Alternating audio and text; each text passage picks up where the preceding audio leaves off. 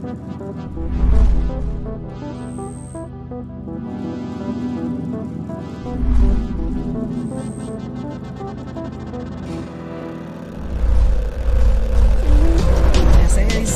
partir de las 8 de la mañana, vamos a tener un horario específico de inicio, se va a durar este sábado. Es estupendo porque imagínate estar en la casa, ya me levanto y ya con el sábado ahí no tengo que ir a un bar. Previo a la irrupción del escenario digital en este país.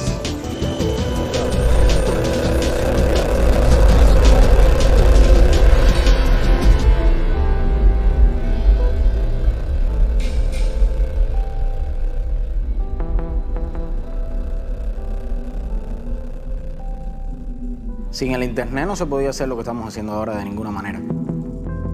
Cuando no conocía lo que eran las redes sociales, simplemente yo me conectaba y veía pocas cosas. Pensé que eso, no sé, como era algo nuevo, pensé que era de la vida personal de uno, de subir fotos. Muchos jóvenes que a lo mejor no teníamos cercanía, no nos conocíamos, nunca habíamos dialogado. Con la opción de las redes nos hemos conocido, hemos intercambiado ideas, hemos creado proyectos, hemos creado grupos de debate. Ya uno comenzó a hablar directamente sobre diferentes temas, debatir con personas que estaban al otro lado del país. Puede ser la moda, puede ser la música, puede ser la literatura, puede ser la política, puede ser la ideología. Agrupa a millones de personas que de otra manera no hubieran tenido comunicación entre ellas. Se ha producido un cambio en la forma de comunicarse de la gente y que ese cambio está muy asociado, por supuesto, al desarrollo de Internet en nuestro país. Los celulares son, por excelencia hoy, la vía más masiva de comunicación por donde la gente pone contenido,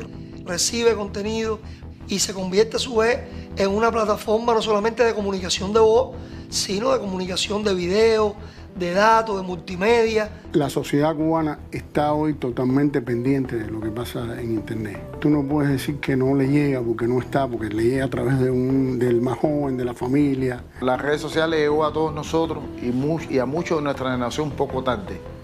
Y creímos que quizás era un elemento alternativo o temporal. Y nosotros estamos empezando a lidiar con las redes sociales. Yo estaba compartiendo con personas, pasando un rato súper agradable y a veces se enajenan del momento de pasar el rato agradable para proyectarlo en las redes sociales. Estos espacios virtuales complementan la vida, pero no sustituyen la vida. Casi siempre la imagen que uno proyecta en las redes sociales es como cree que debería verse, ¿no? Como le gustaría que los demás le viesen, ¿no? Generan una vida virtual y por tanto alimentan la autoestima de los sujetos, las relaciones de los sujetos. Facebook no genera una comunidad, genera burbujas de confort. Las redes sociales toman su nombre porque hay una teoría sociológica anterior que es la teoría de las redes sociales. Una de sus características es la homofilia. Yo me suelo relacionar con personas iguales a mí para evitar que mi autoestima se vea lacerada. Eso es un principio de las redes sociales, un principio psicológico. Esos mismos principios van a las redes sociales y esos mismos principios se construyen los algoritmos de las redes sociales. Por ejemplo, los algoritmos de Facebook. Cuando usted se mete en una red social, Facebook en este caso, Twitter, el que sea, usted está dando datos privados de su personalidad. Me llamo fulano de tal, soy periodista, estoy casada, me gusta Silvio Rodríguez. Las personas intelectuales que les gusta la música de Silvio Rodríguez se suelen relacionar con personas intelectuales que les gusta por lo menos algo parecido a Silvio Rodríguez. Si no le gusta Silvio Rodríguez, les gusta la trova. Es decir, una serie de datos que lo que usted le está diciendo a una máquina o a sistemas muy potentes de inteligencia artificial, ¿quién es usted? Por eso Facebook sabe muy bien y te dice, quizás tú conozcas a esta persona. A veces uno dice, me están leyendo la mente. No te están leyendo la mente. Tú la estás hablando, tú la estás diciendo con tus hábitos de uso de la red. Y entonces a partir de ahí te van conformando un mensaje. Y no hay que pensar que detrás de eso hay una mente maquiavélica concreta. Estos son algoritmos que sencillamente van viendo ese comportamiento tuyo y van conformando un contenido para que sea para ti.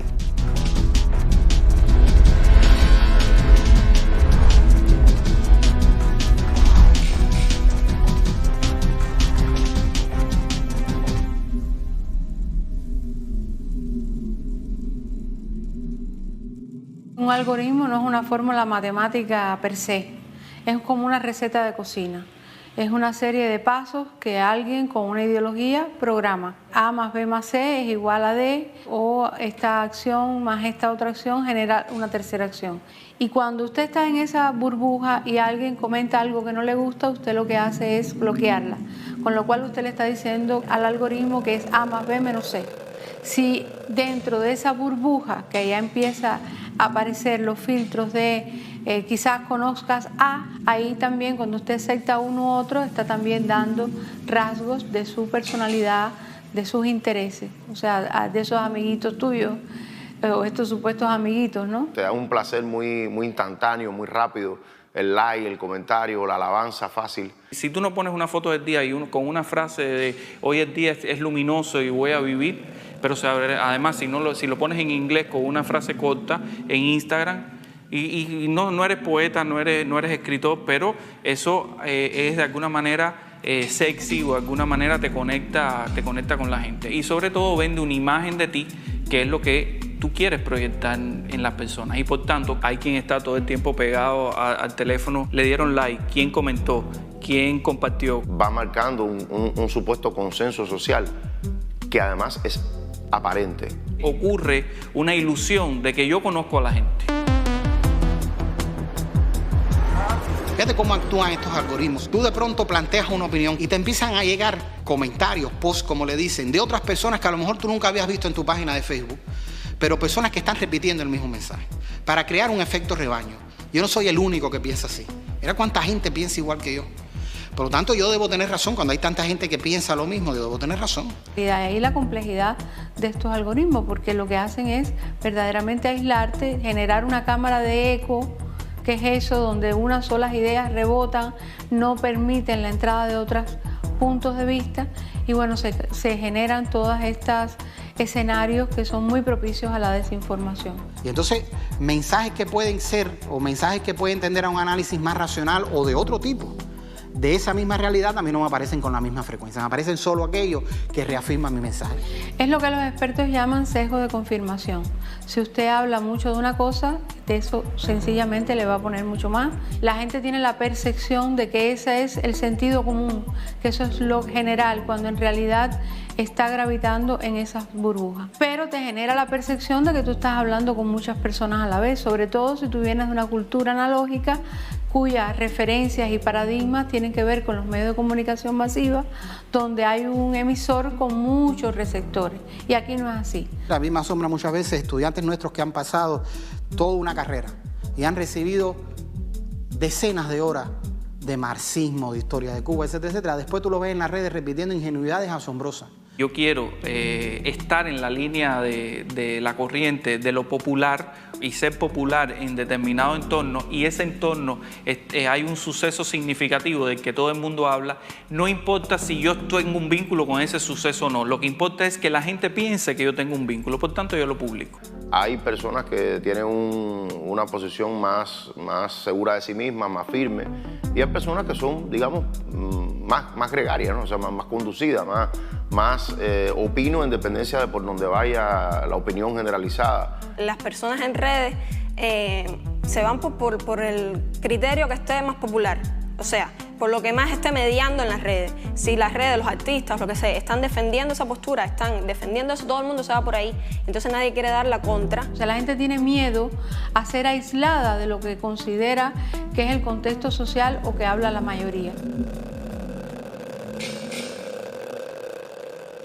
La espiral del silencio es una teoría de la comunicación política desarrollada por Elisabeth Noelle-Neumann, una alemana, que dice que la opinión pública es una forma también de control social a partir de que la gente se inhibe de dar sus opiniones por lo que percibe de la mayoría. Los amigos, de cierto modo, te van cuestionando, o de un modo más sutil pueden dejar un estado en WhatsApp donde dicen que no están de acuerdo con esto, que no están de acuerdo con esto otro, y te van dejando mensajes por detrás que tú te das cuenta que te están marcando a ti o que quizás están hablando de ti. Porque tú a lo mejor eres amigo de alguien que es amigo de alguien que tú estimas mucho, pero al final no piensan lo mismo. Y entonces ahí entran los choques, entran los conflictos, entran los debates. Hay una opción en Facebook que puedes dejar tu publicación pública exactamente para las personas compartan tu idea, pero entonces entran otras personas a atacarte, a decir cosas de tu privacidad personal. Cuando uno se enfrenta a eso, pues sí, a veces trata de quedarse al margen, de no poner tu opinión porque te da miedo que te ataquen. En un escenario que es agreste, en un escenario que es salvaje como es el de las redes sociales, donde todo el mundo opina, donde todo el mundo tiene la oportunidad de atacarte si tienes la publicación abierta. Quizás antes un grupo de personas no coincidía en un grupo de aspectos, de ideas, pero nadie quizás físicamente se agredía. A nadie le da pena en las redes sociales ofender a otra persona, sacar sus sentimientos más negativos. El principal problema en el tema es todo esto, es que la gente siente que eso es un potrero, que eso es un lugar como una especie de exoplaneta, cuando en realidad uno no tiene una ciudadanía virtual, una ciudadanía real diferente. Ya no estoy de acuerdo con lo que dices, sino tú eres esto, tú eres los otros, te amenazo, cuando te coja te voy a ver. Todos esos mecanismos emotivos están ahí, pero la gente se comporta así porque cree que está en la sala de su casa. Tú no puedes ir por la calle y tirarle una piedra a una persona porque tú creas que hay que tirarle una piedra y romperle la cabeza. Eso es una cosa ilegal, pero tampoco lo debes hacer en el marco, en el ciberespacio. Tienes resortes emotivos hasta en la familia, porque que está conviviendo también en esas redes y siente que puede haber un peligro real sobre ti. Los estereotipos son fuertísimos porque las palabras se marcan y te tratan de marcar para siempre. Cuando tratan de decirte oficialista, llega un momento que muchos jóvenes le cogen odio a esa palabra, se quieren alejar de ello, porque lo que aprendieron desde su universidad, lo que aprendieron desde sus facultades, es no ser un oficialista, sino ser un muchacho espontáneo, y creen que la espontaneidad es alejarse de la institucionalidad, no tocar eso, no tener vínculos con ellos. Se creen el discurso de que, bueno, la rebeldía es lo cool, de estar en contra de la posición oficial es lo que hay que hacer, porque los jóvenes tienen que ser rebeldes. Porque ahora decir la palabra revolución es ser un repetidor. Y entonces desde ahí se diluye también el concepto de lo que es la contrarrevolución. O sea, tratar de diluir ese concepto, de que no se diga, de que no se exponga el concepto de mercenarismo, aunque sabemos lo que implica ser mercenario, una persona que cobra dinero de otro gobierno, de organizaciones enlazadas a él, que para practicar oposición al gobierno. Entonces se diluyen estos conceptos. Si los mencionas, eres un tipo que eres un bruto, que estás repitiendo. Entonces yo, que no los menciono, que no hablo desde esa perspectiva, soy un alternativo. Y el bloqueo económico nos afecta. No, el bloqueo. Siempre estamos hablando del bloqueo. Y entonces uno a veces se cohíbe porque dice, no, si digo esto aquí en redes, después cuando esté en el grupo social o cuando esté en el aula, cuando esté, a lo mejor me apartan o me ven o me critican. Entonces que alguien ya llegue y te diga en un comentario, o que alguien te escriba por interno y te diga, mira, utiliza tu tiempo para decir lo que en verdad piensa, no utilices tu tiempo para defender gente que al final está viviendo mejor que tú, y ese tipo de comentarios te van marcando y te van tratando de poner contra la pared. Afecta directamente porque, aunque tú no lo quieras, tú coincides en los espacios, coincides en las redes con personas que tú después estás debatiendo en la vida, ¿no? Luego te das cuenta que, bueno, tú tienes que ser lo que eres, tú tomas tu postura, tú tomas tus ideas y las plasmas ahí, porque para eso es tu perfil, es tu plataforma para tú plantar lo que tú crees, lo que tú consideras que sea lo correcto dentro de tu preparación, dentro de tu subjetividad.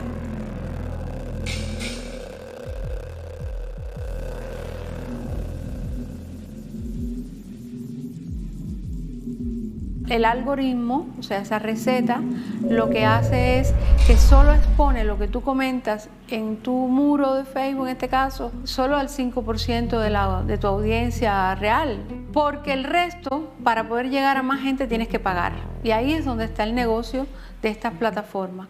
O sea, recolectar una ingente cantidad de datos que después se venden a las publicitarias y al por mayor. Es un gran negocio. No son espacios filantrópicos, son empresas que tienen profundos intereses económicos. Caracterizas a los usuarios. Tú puedes microlocalizar la visibilidad de un contenido. O sea, esto yo quiero que lo vean. En el municipio Plaza de la Revolución, los hombres que tienen entre 20 y 40 años, que son solteros y que trabajan en la salud. Tú puedes llegar y puedes pagar por eso, que durante 2 o 3 días tú quieres que con ese nivel de restricciones ese contenido sea visto. Un usuario cubano en Facebook está recibiendo constantemente sugerencias de de seguir medios de comunicación o de seguir supuestos influencers en los que tú nunca has interactuado, ¿no? En mi feed de Facebook personal, medios que yo nunca le he dado like, páginas a las que nunca le he dado seguir, como ADN Cuba, como Cubanet, me salen y me ponen sugerencias para ti y me salen constantemente. Nunca me ha salido en Facebook que me sugieren el Diario Granma. Yo no sigo la página del Diario Granma, por eso te estoy diciendo que estas que no las sigo me las propone, sin embargo la del Diario Granma no me la proponen. Me la sugieren porque bueno, hay una política de que tú consumas esos medios y tú te vayas por esa verdad.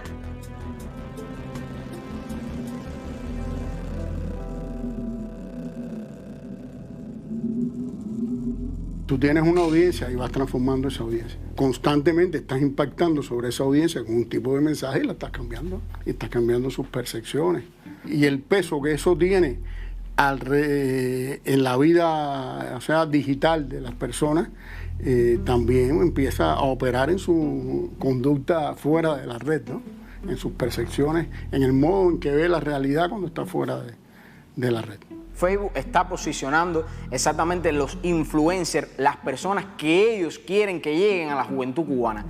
Porque si a ti te interesa específicamente el tema de LGBTI y tú tienes conciencia, o podemos tener conciencia, que lo que más se ha hecho por esa comunidad en Cuba se hace desde el CNC, en vez de posicionarte a esa gente, te posicionan otras personas, te ponen discursos de otras personas que tienen un discurso confrontativo con la institución, contra el CNC, porque a lo que le interesa a Facebook es que tú te alejes de la institución. Y eso te permite dirigir determinado, o sea, en ese lugar tú quieres que ocurra determinado tipo de proceso y tú le haces llegar ese tipo de información que impacte en esa población joven, que logre asociarse a otro tipo de información que está saliendo en los medios. Y entonces trasladas lo que está pasando en las redes a la calle, que es el objetivo final. Tú hablabas del tema de que en otros lugares venden determinado producto comercial, pero ahora lo que quiero es que tú consumas ideas. O sea, lo que nos quieren vender es que nuestro sistema social es inoperante, que nuestro Estado es inoperante, que los objetivos de la revolución no tienen sentido, y que por lo tanto lo que quieren derrotar es la ilusión. Si tú tomas hoy la población cubana, vas a ver, digamos, 4 grandes macrogeneraciones. La histórica, que está, digamos, por encima de los 55 o 60 años. Está la de la revolución, los nacidos en esa primera etapa de la revolución. Está llamémosla del periodo especial, de los 90 hacia acá, de los 90 del siglo pasado hacia acá. Y está la más reciente, que es menos de 24 años, ¿no? En cada una de esas macrogeneraciones tú vas a tener logros en espacio y tiempo que acontecieron, y vas a tener también lagunas o dificultades que acontecieron. Se trata de marcar esas etapas por las manchas y no por la luz del sol. Como se puede marcar en términos de fracaso económico la zafra de los 10 millones. Se insiste mucho, siempre vuelve el fantasma del quinquenio gris. Y no se echa mano a ese ejemplo por gusto, no solo porque haya tenido consecuencias personales, sino que está situado en un sector y en una comunidad dentro del universo de la población que es muy sensible. Las últimas 2 grandes macrogeneraciones, es decir, desde los 90 hacia acá, no vivieron el desarrollo del socialismo cubano desde las perspectivas de un campo socialista existente en Europa. No vivieron el estado de equidad y de equilibrio, incluso en la vida material de las personas. Nacieron con la precariedad, nacieron en medio de una crisis violenta, una crisis que fue producida e inducida. Y ese es su referente. Todos nosotros somos susceptibles a ser influenciados por las redes sociales. Si lo que nosotros llamamos manipulación es un proceso de influencia, y los procesos de influencia existen siempre, y ninguno de nosotros es inmune a los procesos de influencia. Como generalidad, lo que se explota es, mensajes de tal tipo.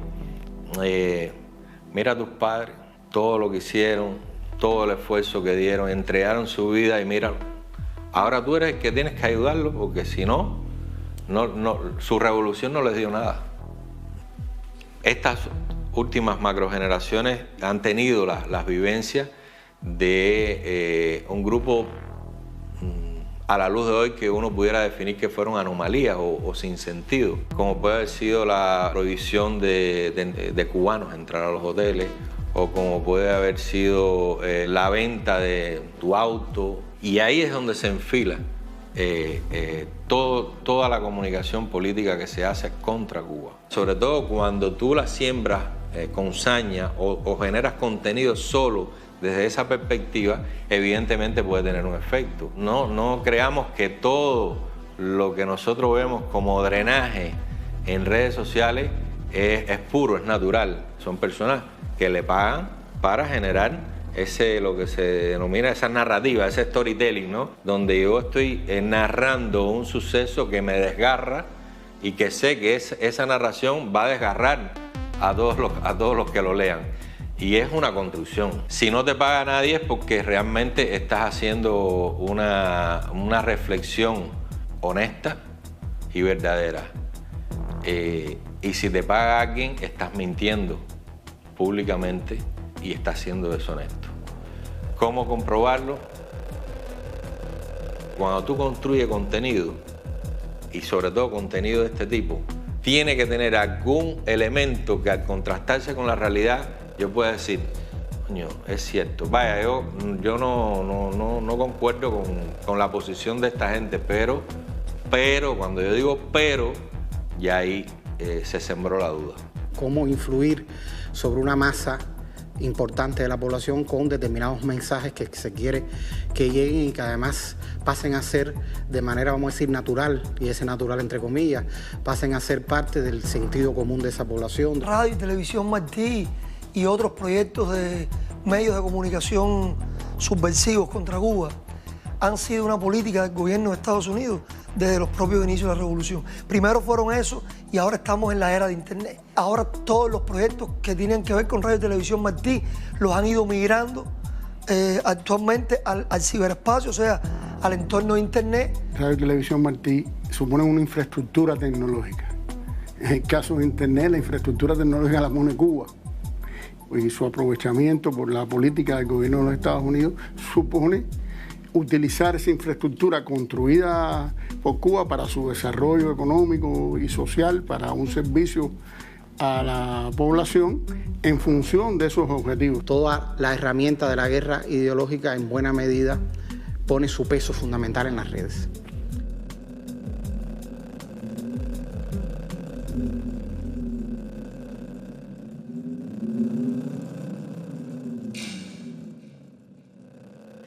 Exactamente, ha habido un tránsito de la guerra, de la información a la desinformación, a racionalidad, a la emotividad. Han identificado que las personas pueden ser más rápidamente manipuladas a partir de resortes emocionales y se construye entonces desde la espectacularización de la noticia ese nuevo discurso. Lo vemos también en los titulares. Titulares que refuerzan el amarillismo ese de un modelo de prensa que busca el sensacionalismo, que acude más a lo emotivo que el hecho de saber que tú no te vas a leer un largo texto ni que vas a analizarlo, que no va a profundizar en eso que le está llegando, ¿no? Sino que busca estimular una especie de reflejos condicionados en los individuos, en el que tú ya has asentado que el gobierno cubano es censor o que el gobierno es represor, etc. Si yo te pongo un suceso todo el tiempo, hay un punto en que tú dejas de cuestionar. Si en tu muro aparece todo el tiempo que hay brutalidad, si en tu muro aparece todo el tiempo que hay represión, hay un punto en que aunque tú sepas que no es la realidad, tú dejas de cuestionarte ese contenido. Y arriba de ese asentamiento, entonces, esto rebota casi automáticamente. Mira, tú estás confirmando lo que ya tú asentaste antes, ¿no? Mira esto, mira lo otro.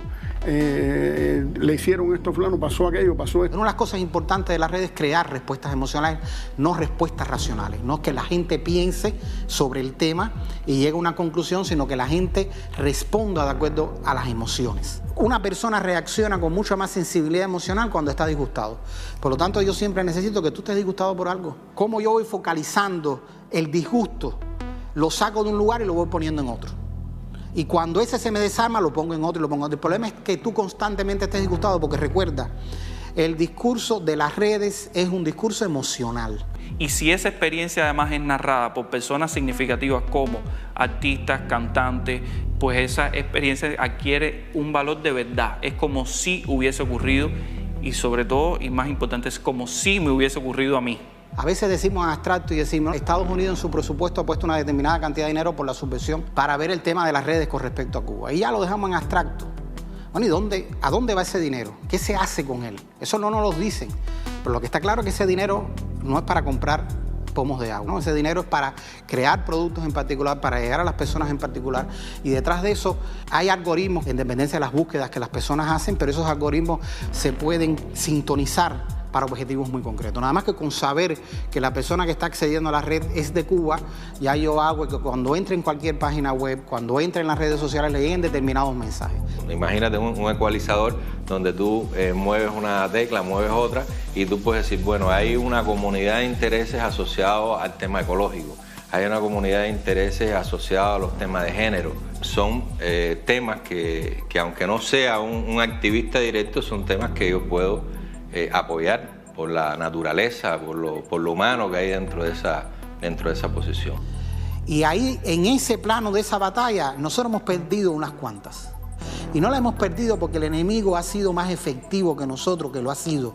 La hemos perdido porque nosotros no hemos sabido enfrentar esas batallas. Estamos ante la capitalización de todos estos problemas, no para resolverlos, sino para hacer posible un cambio de régimen que los agravaría. O sea, en ese sentido es penoso lo que se hace, es perverso, yo lo digo así, es perverso, utilizar problemáticas sociales que están viviendo grupos determinados, problemáticas serias, sensibles, para utilizarlas para fabricar la vía hacia un sistema que las va a agudizar. Si la intención fuera resolver los problemas, pues el discurso fuera por la defensa del socialismo, porque todos estos problemas se agravan en el capitalismo. ¿Dónde está la trampa? No en publicar un trabajo que aborde problemas reales de la sociedad cubana, sino en presentar como solución a esas problemáticas lo que Estados Unidos quiere.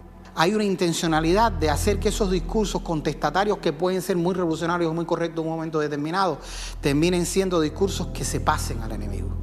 La creación de una sociedad civil mediática, ¿ya?, con sus líderes de opinión que abordan temas específicos, que han sido formados o que tienen vínculos con estas organizaciones que se encargan justamente de llevar hacia adelante todas estas campañas de propaganda política en los países para desestabilizar regímenes que no sean afines a los intereses de Estados Unidos. Se crean entonces esta sociedad civil mediática que no es representativa del pueblo cubano, no podemos decir que es representativa del pueblo cubano. El tema con la construcción de estos liderazgos, que son liderazgos falsos y muchas veces son liderazgos virtuales, el líder de las redes, en la vida real, en el contexto cotidiano de lo que está sucediendo, esa persona no es un líder, es un líder construido en las redes. Esta sociedad civil mediática no existiera si no existiera un conjunto de medios digitales pagados y privados, establezco la diferencia, porque hay algunos que son privados y al mismo tiempo también hay algunos medios de estos que son pagados, o sea, que son pagados directamente por organizaciones como la NET, que fueron creadas por el Congreso de los Estados Unidos con fines abiertamente injerencistas, ¿no? Bueno, abiertamente injerencistas no, porque todas estas organizaciones utilizan como fachada, pues, el discurso de los derechos humanos, de las libertades políticas, de la equidad incluso, pero de alguna manera son problemas que están ahí, o sea, son problemas que aún no se han resuelto del todo, son problemas que aún han encontrado condiciones dentro de la sociedad para reproducirse. Y aunque las organizaciones e instituciones trabajan en base a ello, no los abordan mediáticamente. Entonces esas partes donde tú no criticas, tú no informas, tú no formas, van a llegar otros espacios, otros medios, otras personas a llenar esos huecos informativos que tú no estás cubriendo. No podemos seguir respondiendo a una rutina que hay que esperar, a la concepción desde un consejo de redacción, frente a esa información. Todas las redes sociales y todas las multiplataformas están frente al bombardeo constante de información, y ocurre igualmente con el empoderamiento que tiene ahora la ciudadanía frente a la capacidad también de convertirse en emisores de información al ser testigos de un acontecimiento. Todo depende a quién responde ese medio.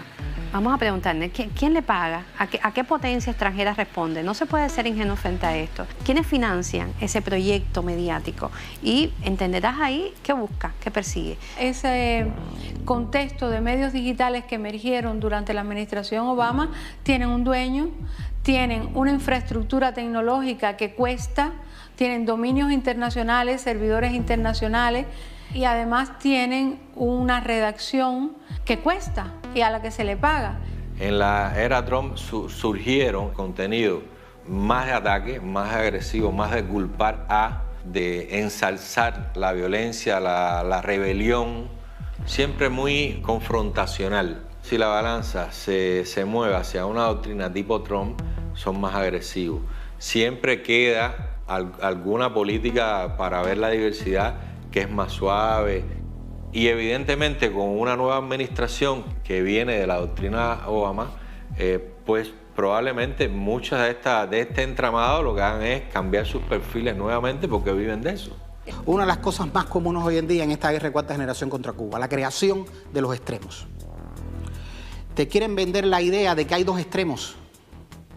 El extremo de derecha recalcitrante que quisiera derrumbar esto de una manera burda, y por otro lado tratar de presentarnos que existe un extremo de izquierda radical y que por lo tanto la verdad está en el medio. Entonces dice, no, claro, hay gente recalcitrante en Miami que están en contra de cualquier cosa que sea normalizar las relaciones, pero también del lado izquierdo hay gente que se opone a eso. Mira, yo no conozco ningún revolucionario cubano que esté en contra de que nosotros tengamos una relación de respeto con los Estados Unidos. Sin embargo, en las redes eso, hoy en día, esa construcción te la bombardean. El Partido Republicano y el Partido Demócrata se han mantenido en el tema del escenario digital las mismas estrategias, incluso transfiriendo cada vez más dinero a estos proyectos que tienen que ver con el escenario digital. Por ejemplo, cuando tratamos de preguntar en las redes quién paga este medio, quién paga el toque, quién paga periodismo de barrio, quién paga el estornudo, quién paga tremenda nota. Obviamente la CIA ya no da cheques al portador, pero se terceriza muchísimo dinero, y además las propias redes sociales propician que puedan haber contribuyentes privados, o que puedan haber, o se crean todo tipo de organizaciones fantasmas para sostener todo esto. Una palabra que usan es independiente, por hacer un periodismo independiente al presupuesto del Estado. Pero son verdaderamente independientes, nadie los financia, nadie les dice es por aquí, nadie les dice esto no. Se sobredimensiona el discurso profesional, o sea, nosotros hacemos buen periodismo, no hacemos política. Tú ves el discurso de que eso a mí no me quita independencia. No, ellos nunca me dicen lo que yo tengo que decir. Claro, no tienen que decírtelo. Tú sabes que si no dices esa línea editorial no vas a tener el financiamiento. La colonización de la subjetividad, preparar la subjetividad para un modo de hacer y decir aparentemente diverso, pero totalmente homogéneo, es la colonización de nuevo tipo. Creo que cualquier persona que pueda discernir, que sea razonable, se puede dar cuenta fácilmente de que se están trabajando todos los sentimientos, todas las emociones y todos los grupos. Cuando vemos que todos esos medios se articulan y hay una alineación frente a cualquier circunstancia y dicen lo mismo de diferentes maneras. Y eso ya está probado, hemos tenido ejemplos suficientes de cómo están tratando de conquistar ese terreno y una diversidad de público desde la construcción de perfiles muy específicos y de la sectorialización. Hoy estamos viendo estrategias tanto de nanosegmentación como microsegmentación. Hay estrategias dirigidas a una sola persona. Yo no dudo que aquí hay una estrategia de diseño, además lo estamos viendo, exclusivamente para el presidente del país. A un sector de la población le entran por la parte de la reunificación familiar, de las relaciones con la familia, etcétera. A un sector más intelectual le penetran con otro tipo de mensaje más ideológico, más de esto es un extremo intolerante, que quisiera una sociedad cerrada, que lo que le tiene miedo es a la confluencia de ideas, a que esta distensión posible le serruche el piso. Y todo funciona como un engranaje muy bien articulado, ¿no? Todo pareciera muy diverso, pero en el objetivo de los contenidos apuntan en una misma dirección, ¿no? Un doble juego con lo que dice el otro y lo que quiere decir, pero el fin es el mismo.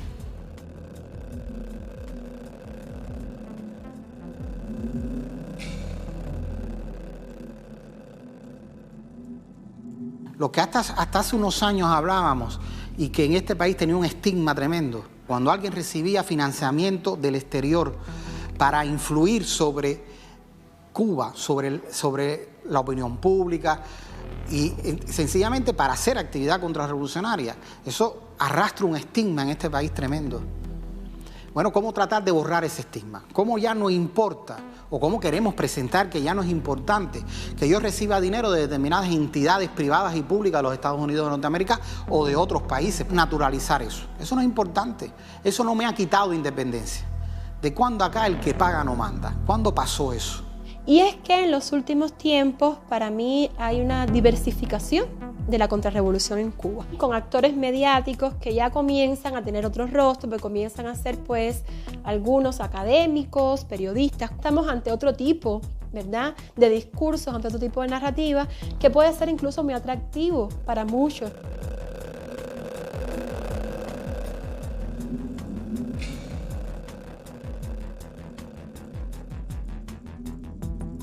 En todas las sociedades hay sectores demográficamente minoritarios, pero tienen un altavoz por su función dentro de la sociedad.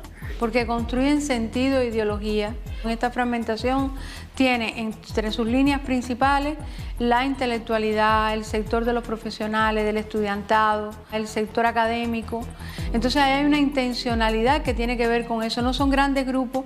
Cuando, por ejemplo, un libro como el de Francis Estono Saunders, la CIA, la Guerra Fría Cultural, lo que decían los teóricos norteamericanos que lideraban esta operación era que tú lo que tenías que tener era pequeños grupos que fueran articulándose y que en determinado momento esas ideas que eran las de una minoría se volverían las de toda una parte importante de la sociedad para producir un cambio.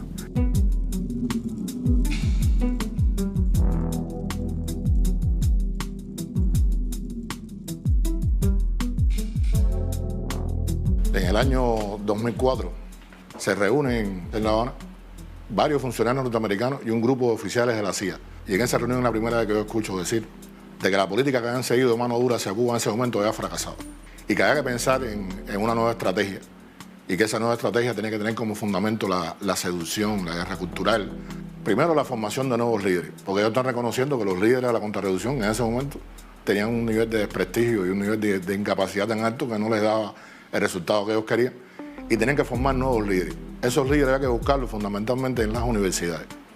Tenían que ser jóvenes, sobre todo, que fueran militantes de la juventud o que tuvieran un activismo dentro de la FEU, dentro de la revolución, que fueran hijos de revolucionarios y que mediante ese plan de acercamiento a ellos, proponiéndole becas, ellos tuvieran en un periodo de 10 a 15 años, que es el lapso que ellos dan de tiempo que ellos necesitaban para cambiar las cosas en Cuba, contar con un grupo importante de nuevos líderes, o por lo menos de gente que simpatizara o que tuviera una visión diferente de los Estados Unidos dentro del país. Se habla en esa reunión de la idea de que debían crear una contrarrevolución que se moviera desde la izquierda y no desde la derecha.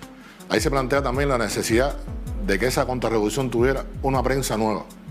Trabajan con personas como Ivani Sánchez, que la convierten en una bloguera súper premiada de rango internacional, le dan una promoción que jamás habían hecho anteriormente con nadie.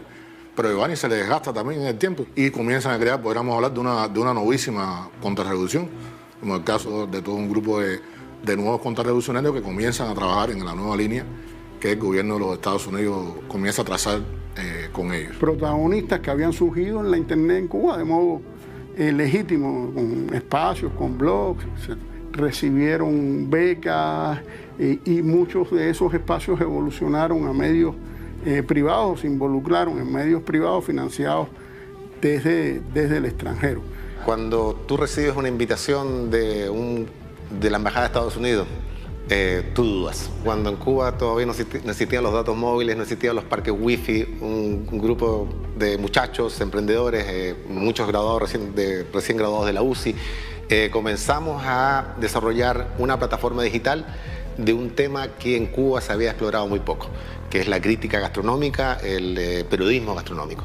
Así fue como nosotros nos insertamos gradualmente en este tema de los blogs y nos transformamos sin saberlo en blogueros. El término bloguero no era un término necesariamente positivo.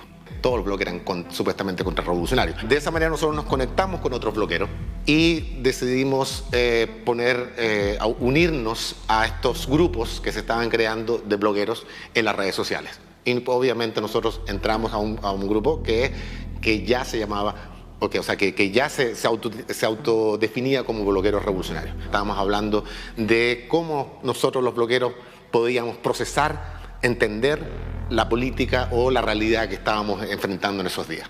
Cuando la gente empezó a leernos, cuando la gente nos empezó a identificar, se empezó a acercar gente. Nosotros fuimos invitados a esa reunión con un funcionario de la embajada y de forma nos pareció respetuosa, que nos dijo, mira, nosotros queremos apoyar las iniciativas de ustedes, nosotros queremos apoyar a ustedes que son emprendedores. Si necesitan herramientas, nosotros podemos darte herramientas. Ellos sabían que nosotros estábamos con recursos muy limitados. Y cuando te ofrecen la posibilidad de tener un curso, un taller, o una herramienta, o un financiamiento, es una tentación para cualquiera. Es una tentación. Uno dice, wow, eso es lo que nos hace falta. Lo que están pagando son la CIA no aparece por ninguna parte. O sea, te invita a la universidad y tú permaneces un año, 6 meses o el tiempo que esté contemplado el plan, formándote en esa universidad, y tu proyecto final para graduarte era un proyecto para ser aplicado en Cuba.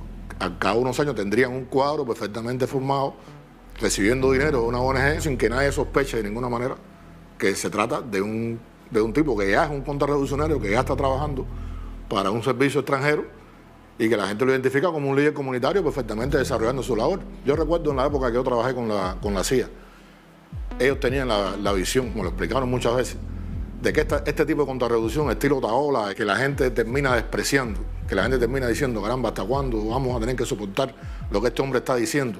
De alguna manera busca invisibilizar la función que cumplen otros contrarrevolucionarios, que a la gente le puede parecer, por contraste, un poco más potable o un poco más, pudiéramos decir, aceptable, que no se vea con toda claridad la gente que de verdad está cumpliendo los objetivos que ellos quieren lograr, que están trabajando en el cumplimiento de sus objetivos fundamentales. Y así se ha construido un espectro, una máquina de seducción y a la vez una máquina de terror que tiene la tarea de proteger esta máquina de seducción. O sea que no se le pueda criticar, que no se le pueda cuestionar, porque enseguida entra la demonización.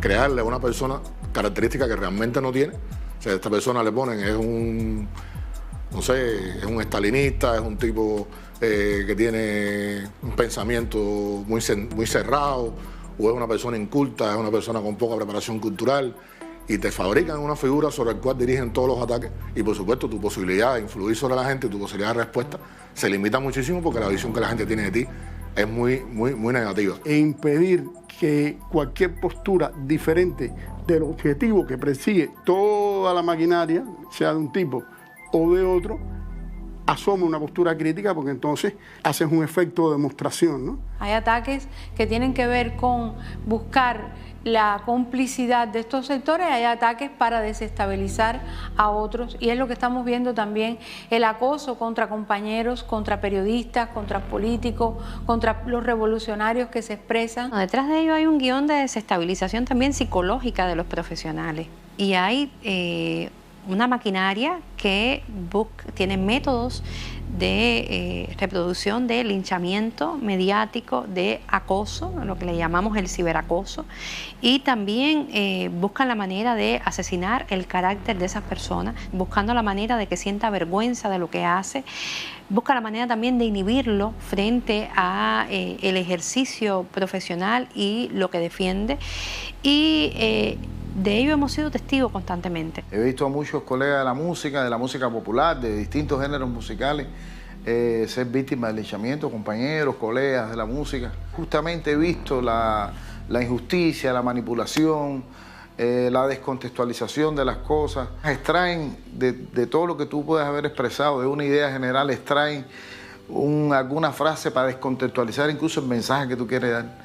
Y casi siempre además buscan el peor, el que incita a sacar los peores sentimientos de las personas. Tú dices algo que tiene una posición crítica con las cosas que están mal aquí y que tú, por supuesto, como un sujeto de la realidad en la que incides y en la que quieres vivir, también tienes una proyección crítica sobre los problemas de aquí. Y eres usado como portavoz para fortalecer o reafirmar esa línea de división, esa línea de confusión, esa línea de fomentar la oposición, ¿no? O sea, de fomentar el caos, porque ni siquiera es la oposición. El fomento es en este momento hacia el caos. Debo decirte que a mí me llegó incluso a afectar físicamente, o sea, me llegó a deprimir. Me sentí muy mal, tuve problemas de todo tipo, o sea, al principio cuando comenzaron estos de los linchamientos mediáticos sí tuvo un impacto en mi salud. Yo tengo muchos compañeros de la música, muchos amigos de la música que a veces tienen miedo de decir lo que piensan en las redes sociales por este tipo de linchamiento, y eso persigue justamente eso, que no te sientas orgulloso de decir vivo en mi país feliz, me siento libre en mi país, estoy en desacuerdo con algunas cosas que suceden. Pero ese linchamiento justamente lo que trata de impedir es que los artistas, los creadores, que son portavoces de mayoría, no se expresen, tengan miedo. Yo he visto linchamiento mediático a gente que han terminado debajo de la piedra, que no me meto más. Yo conozco gente que hasta el otro día, para lo que sea, y de buena primera, oye, fulano no aparece. Yo creo que también estas plataformas de linchamiento a los artistas tienen, por supuesto, a veces su influencia en el público. Y a veces uno trata de resolverlo y lo que no puede resolver, mira, no se resuelve. Hoy por hoy, ser un titular positivo en Cibercuba o en Cubané o en Diario de Cuba o Cubanos por el Mundo, cualquier de estas plataformas, hay artistas que lo consideran como un logro. Hay artistas que han consolidado carreras, incluso después lo hemos visto en otro tipo de posición ideológica. Hay gente que ha ganado carreras buscando el aplauso, tratando de un supuesto enfrentamiento a lo oficial, a lo político, al sistema, al gobierno. Te ensalza, te abre puertas comercialmente. O sea, dolorosamente se ha impuesto esa percepción en alguna gente que, fíjate tú, increíblemente muchas veces no tiene nada que ver con eso. Y es tremendo porque estas plataformas no te van a cuidar, te van a usar hasta un punto determinado y si te tienen que sacrificar, te van a sacrificar. Ha llegado ya al extremo, ya no solo lo ataca por decir algo, incluso lo ataca por no decir, por no pronunciarse. Por eso es que yo he dicho en las redes sociales, oiga, artista, creador, no crea que con que no te metas estás ileso. No, te va a llegar tu momento. Cuando llegue un momento en el que tu silencio y tú no me quiero meter, le sea útil para atacarte, te atacarán despiadadamente igual que si te hubieses pronunciado. Es más, es preferible pronunciarse, te lo digo de corazón, porque por lo menos te respetan. Que te maten mediáticamente o que te intenten matar, que te asesinen temporalmente no significa que puedan matarte. Te matan cuando te callas, te matas cuando te logran transformar. Te matan cuando te logran confundir. Te matan cuando tú aprendes cuál es el discurso políticamente correcto que quieren escuchar de ti. Ahí es cuando te matan. Muchos de estos fenómenos que ocurren y se han desarrollado sobre la base de nuestros propios errores. Sobre la base de nosotros no darnos cuenta de que hay un contexto distinto. Pensábamos que bastaba con los medios tradicionales que teníamos de llegar a la población y que esa hegemonía no la íbamos a perder. Mira, la hegemonía está en juego todos los días. Yo creo que hay que hacer de verdad un análisis y una reforma educacional porque la formación general, la formación política no está funcionando, no se ha nutrido de las nuevas formas de comunicación. Puede ser sobre la base de decir, hemos perdido más de 5.300 millones de dólares por culpa del bloqueo en X tiempo. Yo tengo que llevar eso al plato en la mesa de las personas, al día a día de las personas. y tengo que llevarlo de una manera que no solo se comprenda bien, sino que se sienta.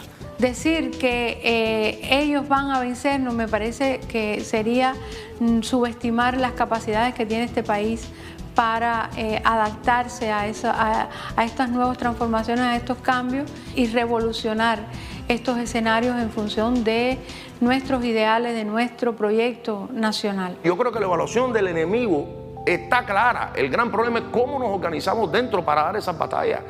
Y así como estamos desorganizados, estamos fritos, brother. Mira, no estamos fritos, porque tenemos un pueblo ahí cuando tú menos te lo esperas, saca una reserva, coño, que están tan hondas, compadre, que son admirables y que te hacen recordar de dónde tú vienes. Te digo de verdad, de corazón, esta pelea es ganable, no. Esta pelea, bien organizado, es un paseo por el Prado, porque es la pelea de la inteligencia y el razonamiento. Recuerden siempre la frase de Fidel, no le decimos a las personas cree, le decimos lee. El lee ese, vamos a traducirlo, le decimos a las personas que piensen, que profundicen, que realmente su concepción del mundo parta de haber pensado.